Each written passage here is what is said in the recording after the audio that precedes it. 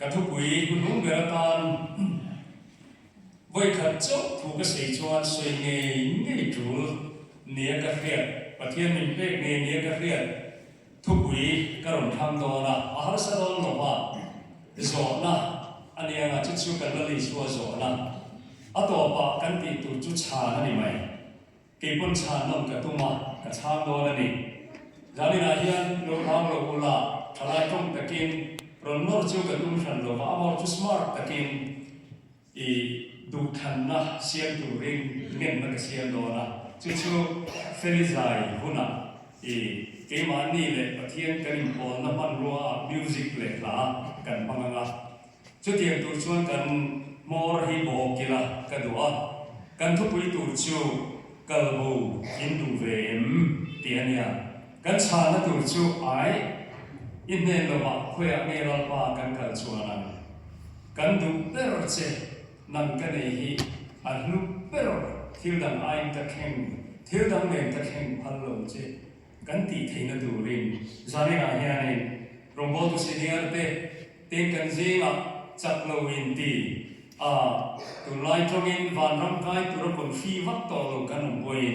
in tan thu trả nung anh cái đấy gì này chú cái là lý xóa thu sĩ chú yêu ngay hàng u chân chân cho chúng nó sẽ bung rục trang sầm rục baru ở trong in chúng nó bung rục trang sầm rục baru ở trong rục quá và thiên thuy ngay thả hàng chú về lại chú nó sẽ tiêu tế ở trên tâm tập ăn cơ vô va amma ăn bồ lệ tờ va chú thì chú nó đi xuân xóm lệ bật lì tên này là xuân nâng đi có in cơ vô in đủ về em ở tìa tiến Simon Peteran anh này là lọp tu ne là nghe cần cả lòng nâng in cho tôi nó nung nát cũ in này rồi nâng bát thiên bị thiên linh suy nghĩ thì cần hỏi ta khiết bộ cần khiết atiya achanga mundami Timothy ne la le kathon padina bungli chang bo le chang so kan chia chun jom le ange ram taking kan ne la local ram ro de machuan tu lai ko ver hi angai la ta bangin mikal sana Thessalonica ko kal ta si Grace ka chu Galatia rama kal ta Tita chu Dalmatia rama akal ta boka lalpana tu thiang lim kan chiate ako ran ho ta na tharimon ni som sakre se amen chang toi te kan chia khan kan lo chin chia du chuan kal ta kal san kal bo ti kha aron lang zoi mai ni de ma chuan tu lai ko vel hi angai na awangin mikal sana Thessalonica ko kal ta sia Grace ka Galatia rama Tita Dalmatia rama kalta kalbo lali son nangni po in kalbo indu ve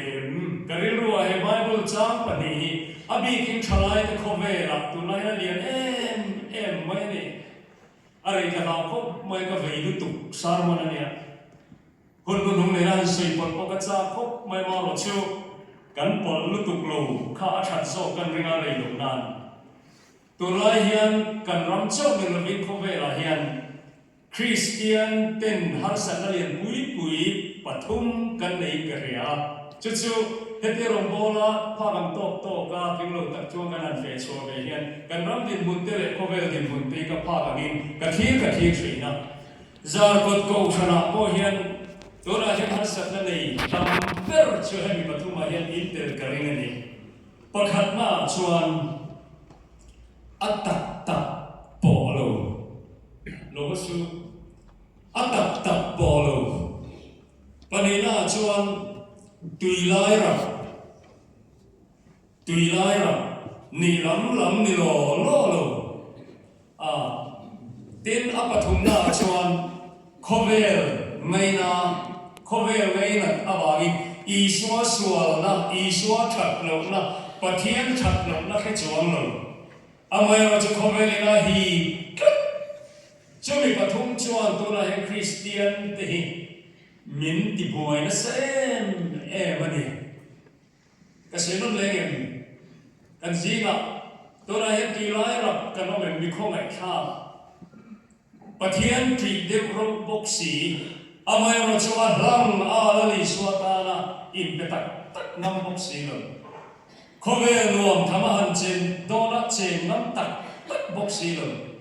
abi taking Christian society ya kan ma wangin amoi bo amoi chia lo khove lu tu kha amai ro chua tak tak bo chuang lo kha chu kan han sat na ani he ke ro singa so la tui la ti mi siam lo la ti kha thin lung lam lo với là hiện chịu cho mình cần rắm hiện tuồng có vẻ hiện tuồng mình thực hiện tin mình về tin là em chụp thấy hiện nha anh đi kinh thảo lại có vẻ là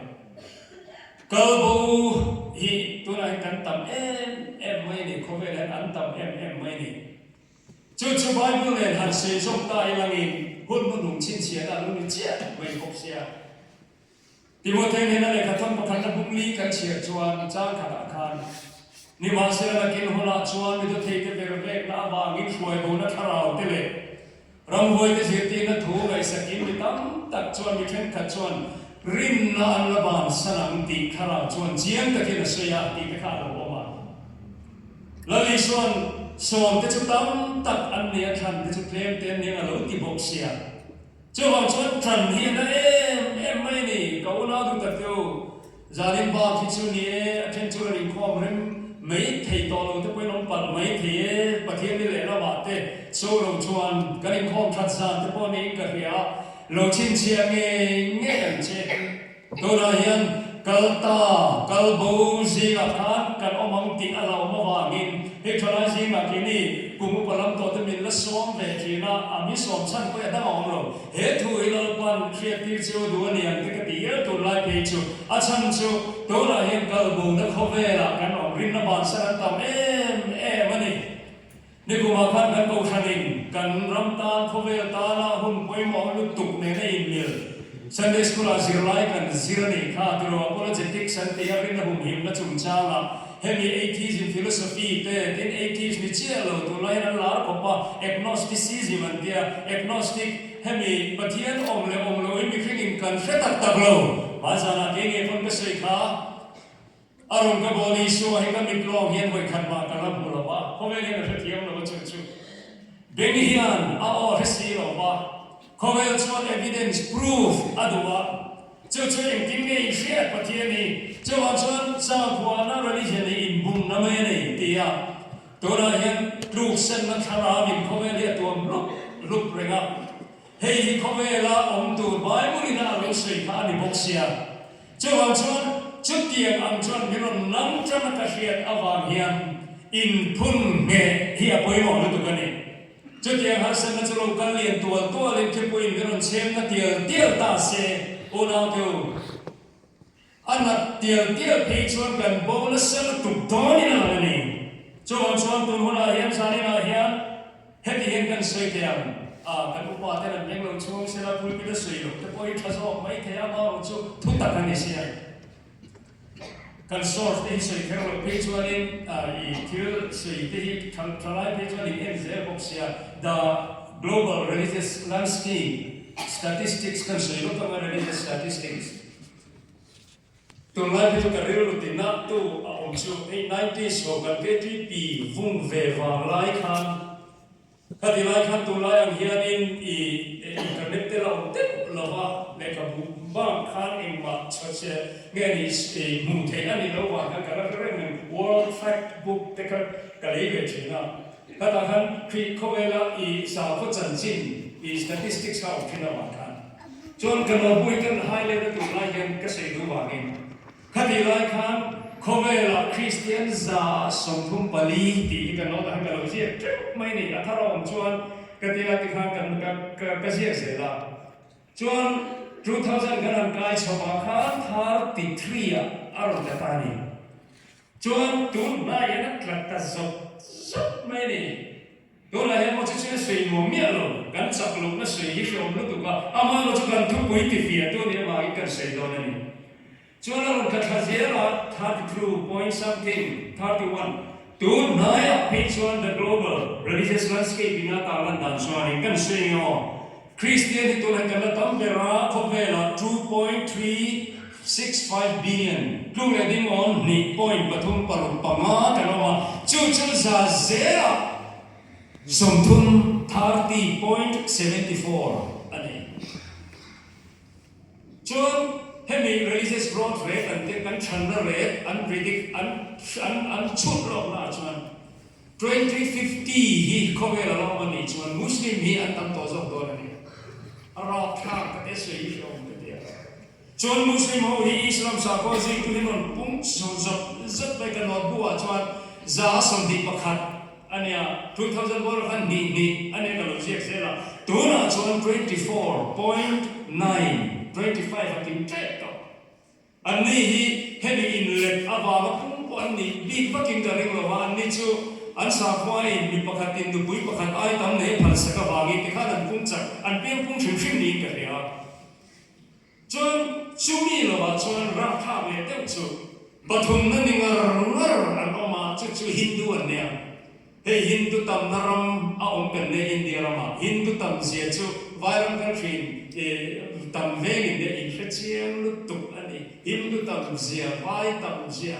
a bing tu ka se lo wa cha ton min pan sa chan ta kan chen lo ka sung kan veng pathu thiam ani ko ha chuan a fa te ko ka ta an online khan a su sina pati ti thiam ko ka veng khia ta sei nge che mura vai tam sia chu ate ing tin nge te haura rail station at bakala hoy na ma yan ang vai di vai an mak tu ma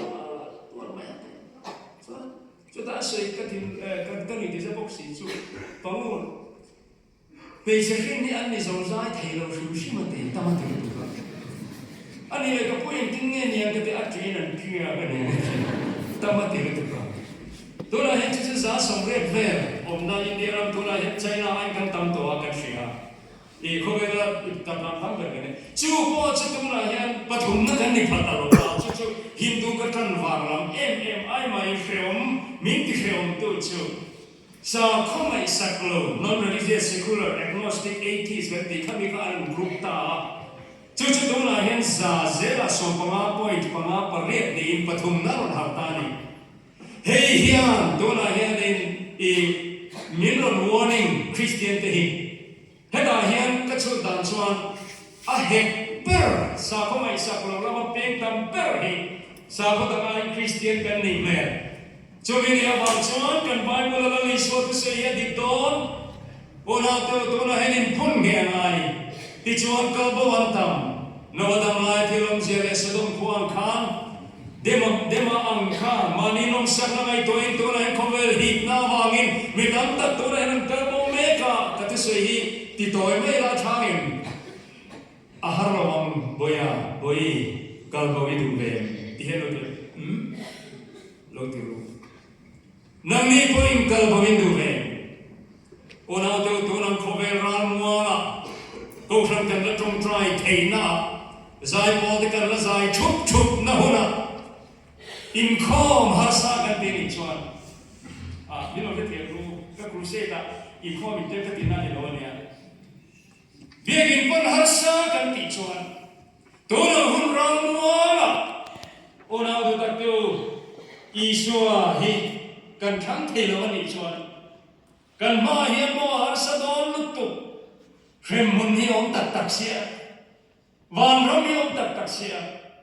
to na hian en mi po sa khom ngai sa mi lo pon kan thi don ti he chiang sia Hebrai bung ko chang som dit pasaria mi ring ta wei khat thi ro ti kan bom thup ani si chuan chang dang po om lo wa chu ni no ro re na o mang ti a dit don box sia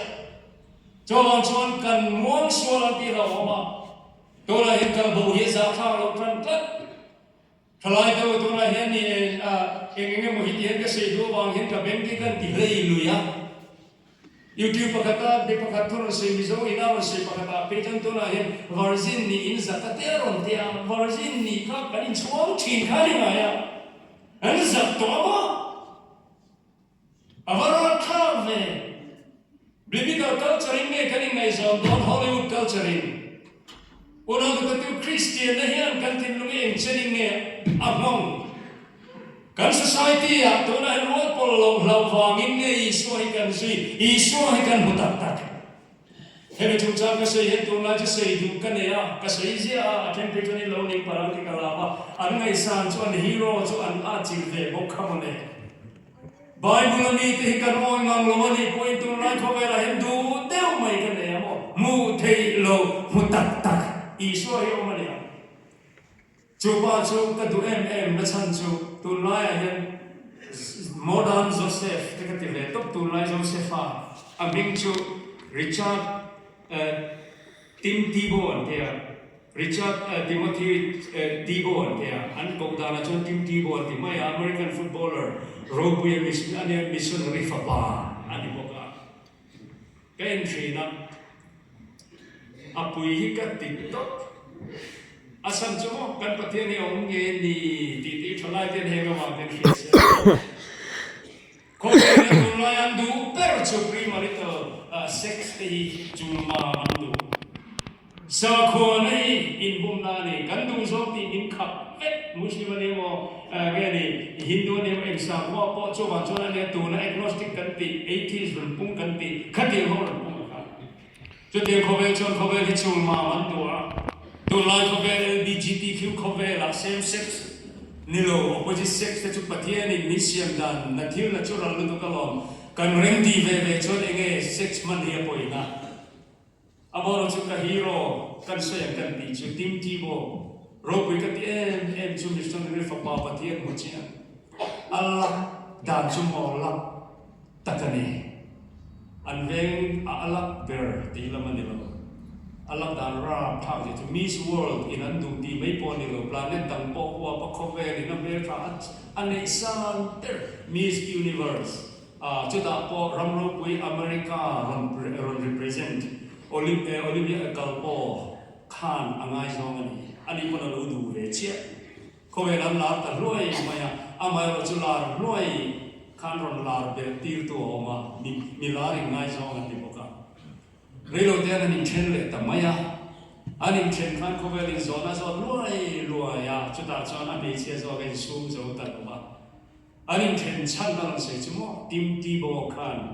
in nei ma sex mana dulo pathian in phalo Bible in dulo ati heti ang himi ka kom pe lo ti ko vel ma ron puang wal po a alam lai kan Christian ten tim tibo bang kan pe lo ani ka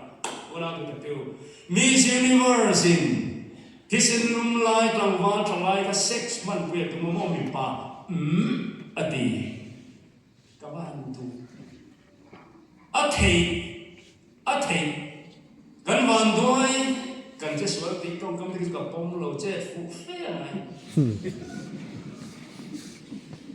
wana tu ta ka sei chu nung hi chu o ni pathianin aram le fe na zong ma sa to chu ape ve sa tu thu ti ma ni ti amai na ti lu tu ka ti chuan klom le za po don lo chuan an ka chho ze la mak lu tu universe bok Miss Universe bok Africa represent ve tu debile a thang do ni la ti ko he a me shi mo ka chan so shin tu Christian chalutok in nei ma sex mangulo pathian mi di tak khalal pan Miss Universe chia an pe ne an nei khala ko i thum ke ne ma mi lo ti shi ora ta te ka sei do chu vai na hen mi hian mu thei lo hian lo mu chi a om chi Bible jum lo Joseph ta phua cha mo kan lo ti pa Bible khai mo ra de rui thil practical lo lo ngai am chai tim ti bo khai de la zo pro tu na yem mo tu soi thil ta kan lo ba American ho na ngai san je cho ta la pia la chalai an sui du tu motivational speaker kan ti an hian tu cha sui nung le sa mo lo thei chu de lo ba ama ro chu ai mon thiam him na ba min lo pai de lo wa khwe ne ka ka cho ta cho him na ma lungoi na ma mo tu na yan amma bel cha tu cho mel ma ngai hei hian in nei ma sex mana du lo mi nge ni in ti sa ko bi u chu ak tu an ti ka pathian na choi moi ve ta thunga footballer te ka chu na ni le to lo footballer ni han ka lo ko shelo em kan lo ti palang kan fe kan thala chan du le pa den lo ke lo pa ta ki American ho ko in kan football an ti ve lo ba soccer ni ti saka an mani kon ball so chi pe ta lui chi ko an le khata I an star ro pui kha le tin ti go voi la kan sei du chu to la yan khat yan mi ti kha to la yan anomali chu ban nung hiaw ma kan Bible hi to la yan anu ren kan ti kha chu Bible pe chu ko ve hi ka thei lo wa to la nun ko ve hi tol bo me ka voi la ma ka sei ta lo wa dang lam lai lo Isua ka kan sei khan ko ve dang lam na sa je kan sei khan nun thum kan se hi tu lai climate change tu Russia te ki dang lam na sa je te hol bu ma yan kan tol lu tran chu am kho mai Presbyterian Upa kan e ke chuan ka te ka so ne rong kai khan ani don ti ka sei du mia lo wa mo ka tin lu ma ai chuan alam tu ki ka ring lo ba Isua rong ka tak che lo ba ni point e ke ma ni Mithiam ten population bottle na kan ti hemi ti de boy na chi hi chu a theng don nai ne ti ke ka ring ve ni asan chu han ngai to hian Bible ring lo ko hian no wa tui le mi hring suat na chi ka ko ve na theng tri ren dia asan chu chu te kam sual na sat tu tuk a thlen hian kalbo wan tam lu tu khian chung lam shrem nai kan to tri na ni rom na ram lu chiat don te kan tu tin na pai za na za som li za som le ka om zia ang ko bi lu hur na sexual abuse na san to ka an kom lu ga e le na ka ti khan khati khan na o ma chu ba rom na ram tu ni French Revolution a kana ko sa chuna te mi lo zin la ya chuna amara chu behind the scene a kan thil om an sei thin chu French Revolution a thlen don tak lai chun Paris ko puya mi paser le me che ser le mangiela ngan hian lunga te nan ke ko wa an la ka ta lu tuk an kha chi chom na sa lu chu wa chu ni ti sen na sa lu ko ran chu ga ni khati man kha Isua hi ala do the ya a final takki aron thentira aron kal chia lo ni ko in ko ve chu ege mon hi kan ba kam ti ngai thei tu hian ra pha to ni una te chumi ne ma chun sa ni na hian alo kal le ne nai tak ani thei chuan poi don lu tu chmo kha chen kha kan lo ti ve la lo to si kan kal bo khang la om te lo om ti ve au yom don lu tu kan cho chun sa ni na hian kan ro kan ngai to fang to rin la li so ai o dinga ke ma ya ko than tak sa hian na ngai point kal bo in du ve ti thu pu ya ka ron thanga kan ngai to si fang to na ne se rei lo mai la mi ti khan a eng lo wa kha a Bible context ka toy te kan se lo ka kha Bible cha lo chu na kha no pang lam pon ka she thei nan mi pui sa na rai ka se kha ne Johanna pong ro kan che ka mi pui sa na rai rai na kha ne chuan mitam ta khala li chuan sanga pa he le champe pa ma chau khan raya amma lu to kha pui lu to ka ni kha se do ni le sei tham mi o ma ngai nom shim ka te ka estimate ta thu sing kha sanga ka te ki chuan san chu patling hi be che le nau bang che tel lo bin patling chau sanga ne to na hi patling chau ti ni la hun tu ma thana mun khati kan ding le in ka ringa adam som ka khati ga ve mi pui ka ko ma kan ngai te la sing khat sanga ve por ta anh sẽ làm đi buồn khá, rồi quên đi, là lý do hiện mo, cho nên là hiện sang về là sang khắp phần sang các cái sẽ đó là vấn đề, lý do đi buồn là để chọn được cái gì, cái đó mà hiện mo, chỗ sang về là sang chụp ảnh một thì mà thà rồi quên cái sẽ biết rồi, mà rồi chúng mo khá sang anh ấy là khá là lý do rồi thì hạt tu, mà cũng là sẽ chuyện đấy, cho đó là lưu mình phê sốแต่จะเลยช่างเปรย์ว่ามันยังมีสิ่งเดียวอามาตักขันหัวมันดีหาเราลุตุกติเฮรตี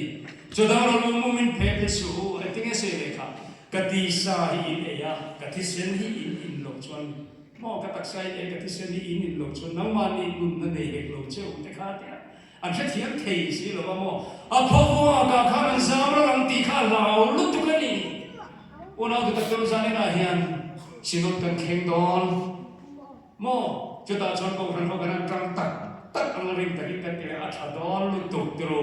เวลามาพอกันลุปาที่ไหนกันเสนีกันอินได้ดอนลุอามาเราชั่วโมงช่างเละช่างเวลาหรือว่าสังหารหรือว่าคานอิดูตอกระหว่างคู่มีโลกเทียมโลกรู้ KGP แค่มีการโฟกัสโลกกันมา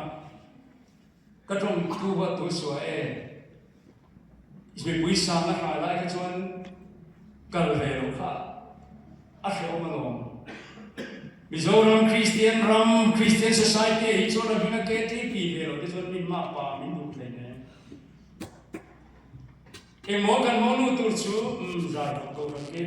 guru pa mình member ni về thì ha anh nàyasi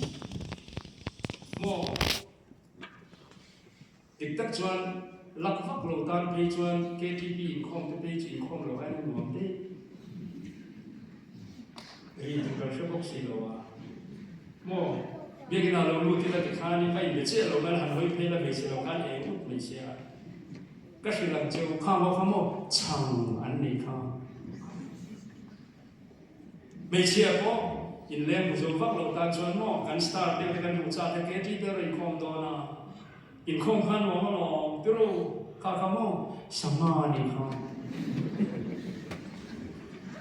cái sự xe rồi lâu cái sự tổ khá cái sang này sang bên này sang ấy tầm bố rồi bây cái này nghĩ là cái chuyện mà cái này là vàng thì là nó bằng ngô bốc xí rồi thì cái số cái chuyện đấy nó mà chúng mình sẽ chơi là mà chuyện tu này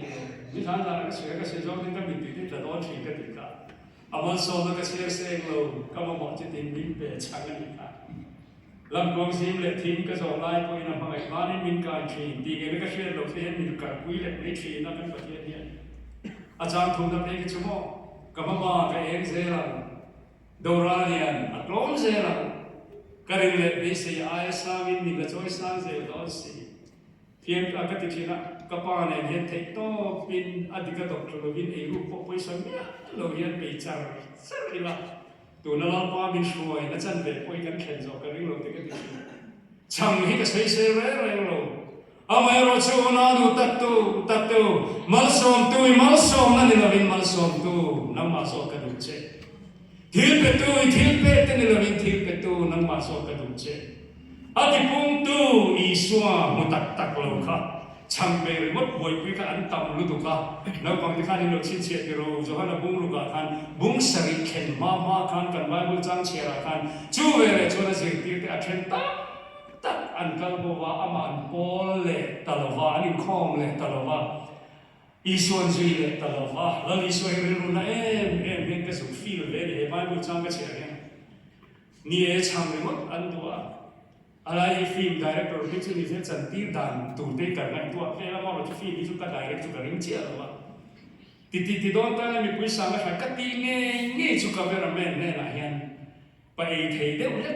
le ma du kia de hi kor chung ka ha ti nge nga e smart le de ro khan chuan mi pui si nga khan cameraman ka focus le ngai focus do ne chuan chu pa chu a pi nga po hi e du e ma khan e men ka ti nga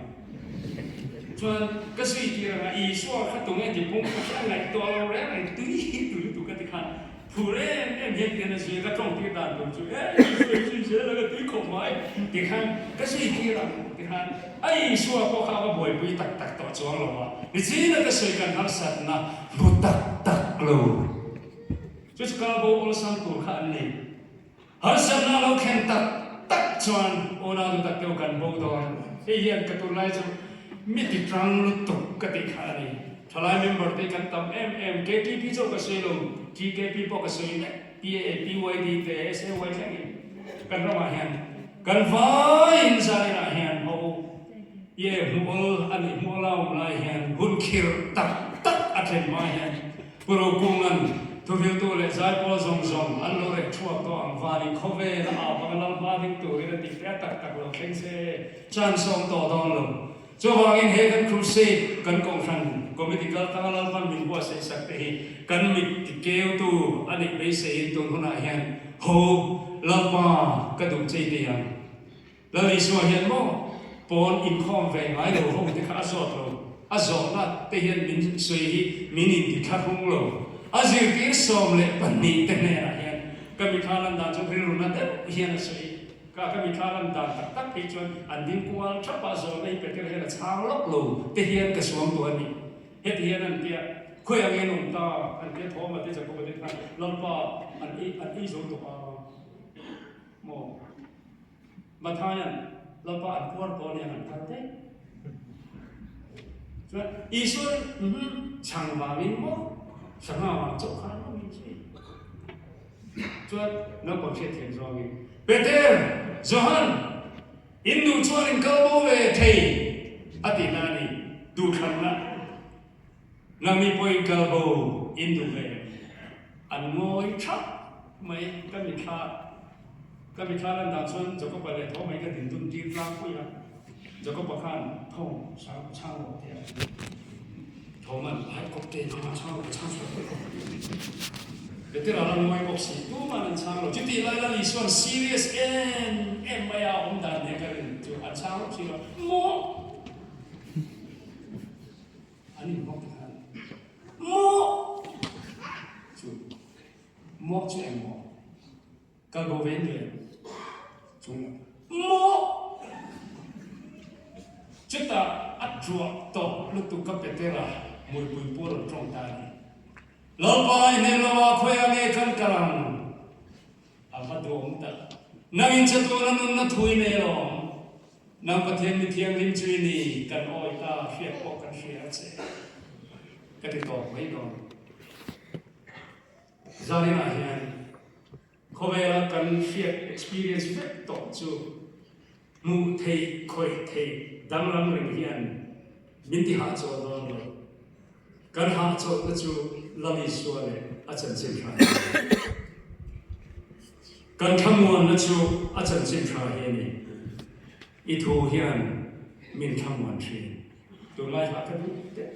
yêu hiện mình thì chắc chuyện hệ có vẻ rồi lu ai hiện cái ngay lúc sau ít mà ngày thu gia đình ai hiện ít thiên này khá là sâu sắc chứ cả tung lộ cả thiên quay cả tung lộ câu hắn cũng là tung lộ mà rồi chúng nó ít có lại ai khán với nó cái gì đang làm ngay rồi đi xua ta ít ngay cũng rồi tôi lại thay lại tâm tập các công về ở trên giá sông có hồ đi anh chắc rồi trang này har sat na xem tu chú anh mong ai tên cả sản xuất này mà sẽ trang hình là chuyện các chấp lục trang này có mình cần sản lô ít này rồi vật huế đó ít rồi đầu tu tên là cái mình hôm nay cái ta đọc can ibu sẽ truy chân tâm nó đang ông lô công tác rèn hi ông lô công lệ thu tập là lý xua nó mặc chỗ hình nó công nghệ lệ sau nó cái xe này cái nó đó rồi chứ cái thằng chứ cái tai này ít ta cái này mình lấy gì thì đang dùng ai bỏ hiện nắm cái này chỉ ý số cái đó này cái khu sẽ tiếp đang chấp nhận tôi sẽ cho này chú ý chỉ là tôi phải cái số này bây giờ mà lâu bay này lâu mà khỏe nghe cần cả năng sẽ tôi luôn thui này rồi cái tổ thôi cái lệ lúc trở lại từ gia đình này hiện ít chuyện thế là đi phong về rồi rồi mặt tí xíu cái sự rõ chia khác hai lệ muốn đã cho cái đi kêu là phim bóc xí thiềm bóc xí khan cái tí bí rồi sẽ bắt đầu rồi cái một sự rất là lâu khác mặt tí xíu thì khi tôi là đi xóa sự tha gia đình này hiện nằm về cái tình hình đi mấy đấy anh đi bộ cần mang lại hết TV cho nó YouTube cho nó lâu ai cho tụi thế bộ gia đình này hiệnประเทศนี้นี่เหตุผลที่จะต้องเห็นกระทรวงเช่ฉันดำน้ำองโลกงดำองโลกันหาเจ้าเนี่ยกันรูปลงมาตัวทิลดำองโลอีสวาเจ้าอย่างนี้ช่วงนี้เป็นที่เราเห็นเราไปเห็นเราคุยกันกันกันนั่นเป็นสิ่งที่เราไม่ทุยเลยเราตีอินลุงสิทธิ์ตะกินเราลิสวาฮีอิสราเอลอิมพอมเมนต์ตีอินจานินะเราลิสวาโซนฮีช้างเชื่อตัวเองก็ฟังหัวเตะกันยิ่งเมียนั่นเองเราบังคับจะตามถูกมาส่งเราเสีย